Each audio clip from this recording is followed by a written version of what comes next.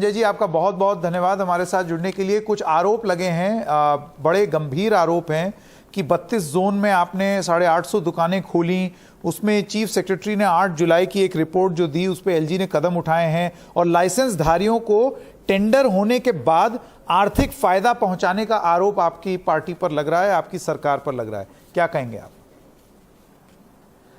देखिए, मैं तो सिर्फ यही कहना चाहता हूं कि ऐसे फॉल्स एलिगेशन, बेबुनियाद एलिगेशन, झूठे आरोप पहली बार नहीं कई बार हमारे ऊपर लगाए गए हैं। मुख्यमंत्री पे सीबीआई का छापा पड़ा, कुछ नहीं निकला। उप मुख्यमंत्री पे पहले सीबीआई का छापा पड़ा, कुछ नहीं निकला।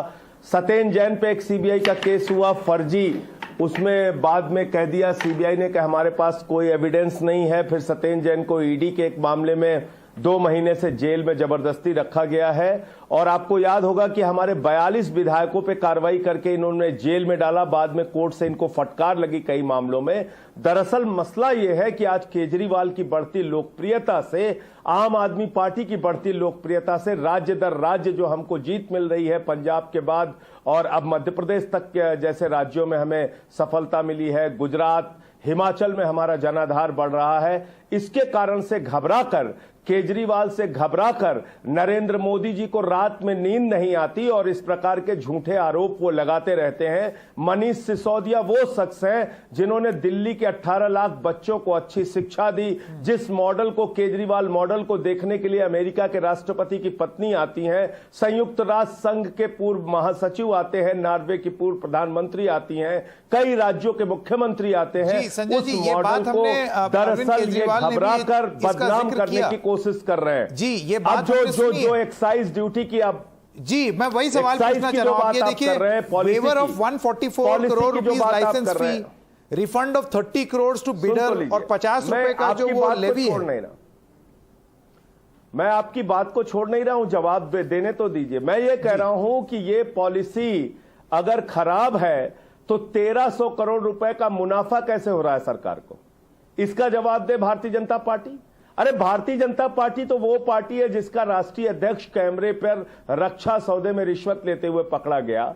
आज वो लोग ऐसे झूठे आरोप लगा रहे हैं जिन्होंने देश के चंद पूंजीपतियों का 11 लाख करोड़ रुपए माफ किया। जो सरकार सीधे सीधे डीएचएफएल के घोटालेबाजों से, जिन्होंने 34,000 करोड़ का घोटाला किया, उनसे 27 करोड़ रुपए का चंदा लेती है। आप बताइए, सिर्फ इनके पास एक काम रह गया है ईडी के, सीबीआई के, दिल्ली पुलिस के, कि केजरीवाल को तंग करो, केजरीवाल की सरकार को चलने मत दो, केजरीवाल के नेताओं पर, आम आदमी पार्टी के नेताओं पर फर्जी मुकदमे करो। तो मैं तो ये पूछना चाहता हूं कि अगर कोई पॉलिसी में गड़बड़ी है तो 1300 करोड़ रुपए का मुनाफा कैसे हो रहा है? हमने तो सरकार को मुनाफा पहुंचाया, दिल्ली सरकार को मुनाफा पहुंचाया। तो ये एक झूठा और बेबुनियाद केस है। और जैसे बाकी सारे केसों में कोर्ट से फटकार लगी इनको और सारे मामले झूठे साबित हुए, ये भी पूरी तरीके से झूठा साबित होगा। लेकिन ये चीफ सेक्रेटरी की रिपोर्ट के आधार पर सीबीआई की जांच हो रही है। काम के मामले में कंपटीशन कीजिए। मेरा ये कहना है कि जो चीफ सेक्रेटरी, ऐसा है, हाँ, आपको भी मालूम है चीफ सेक्रेटरी किसके हैं, आपको भी मालूम है एलजी किसके हैं। एलजी से हम कब से जूझ रहे हैं, जब से सरकार बनी है। एक अपना प्रतिनिधि बीजेपी के लोग बैठाल देते हैं। अरे भाई, ये वही एलजी का दफ्तर है जहां 9 दिन तक मुख्यमंत्री को धरने पर बैठना पड़ता है मिलने के लिए एलजी से। तो इसकी बातें मत कीजिए कि एलजी किस आधार पर काम कर रहे हैं या चीफ सेक्रेटरी किस आधार पर काम कर रहे हैं। मैं तो सिर्फ एक आंकड़ा आपको दे रहा हूं, 1300 करोड़ रुपए का मुनाफा हुआ है इस पॉलिसी से सरकार को। तो जिस पॉलिसी से सरकार को मुनाफा हो, इसमें हम किसी और को लाभ कहां पहुंचा रहे हैं? हम तो दिल्ली सरकार को लाभ पहुंचा रहे हैं। तो आपका आरोप यह है कि ठेके के बहाने ठिकाना लगाने की कोशिश हो रही है? बिल्कुल, ठेके के बहाने ठिकाना लगाने की कोशिश हो रही है, लेकिन ठिकाना लगा नहीं पाएंगे। केजरीवाल की लोकप्रियता आज इतनी है कि मध्य प्रदेश तक में आम आदमी पार्टी को बड़ी विजय हासिल होती है। गुजरात तक में, सूरत में हम 27 सीटें जीत के आते हैं। आज पंजाब में हमारी प्रचंड बहुमत से सरकार बनी। तो आज यही कारण है कि केजरीवाल को रोकना चाहते हैं। तो काम कीजिए ना नरेंद्र मोदी जी। आप एक फर्जी मॉडल जिससे बेरोजगारी देश में बढ़ रही है, किसान त्राई त्राई कर रहा है, महंगाई से आम आदमी की कमर टूटी हुई है, आप ऐसी पॉलिसीज लेके आ रहे हैं जिससे देश तबाह हो रहा है और आपके चंद पूंजीपति मित्र अडानी जैसे लोग बिल गेट्स से ज्यादा धनवान हो रहे हैं। इस पॉलिसी से किसको फायदा हो रहा है? तो एक नकली मॉडल है नरेंद्र मोदी जी का, एक असली मॉडल है केजरीवाल जी का। जो केजरीवाल जी का मॉडल है वो आम आदमी को फायदा पहुंचाने के लिए है, जो मोदी जी का मॉडल है वो चंद पूंजीपतियों को फायदा पहुंचाने का मॉडल है। और इसी से घबरा के रात में नींद नहीं आती मोदी जी को। हाँ, तो एक उसका सवाल हम मैं क्या आपसे ये इलाज कर पूछना सकते चाहता हैं? हूं संजय जी, ये जो रिपोर्ट है इसमें यह भी कहा है कि इन फैसलों से सरकारी खजाने को काफी नुकसान की बात बताई गई है। आप कह रहे हैं मुनाफा हुआ है, हम तो कौन सी बात आपको बताया, मैंने तो आपको बताया। आप फैक्ट्स मानिए, आप जो सही है उसको मानिए। मैं तो कह रहा हूं आपको आधिकारिक रूप से 1300 करोड़ रुपए का फायदा इस पॉलिसी से दिल्ली सरकार को होगा। संजय जी, मेरा आखिरी सवाल आप ये बताइए, मनगढ़ंत और झूठे आरोप कुछ भी लगाने हैं तो लगाइए।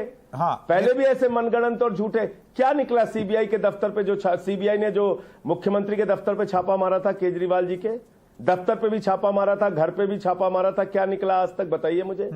क्या निकला? उप मुख्यमंत्री मनीष सिसोदिया के घर पे सीबीआई ने पहले भी छापा मारा था, क्या निकला? तो बदनाम करने के लिए लगातार ऐसे झूठे केसेस ये लगाते रहते हैं। अरे भाई, ये वो लोग हैं जो सोमनाथ भारती का कुत्ता पकड़ने के लिए 40 दिल्ली पुलिस वालों को भेज देते हैं। इनको ललित मोदी का भ्रष्टाचार नहीं दिखता, इनको डीएचएफएल का भ्रष्टाचार नहीं दिखता, इनको नीरव मोदी मेहुल चौकसी का भ्रष्टाचार नहीं दिखता, इनको सिर्फ केजरीवाल से डर लगता है।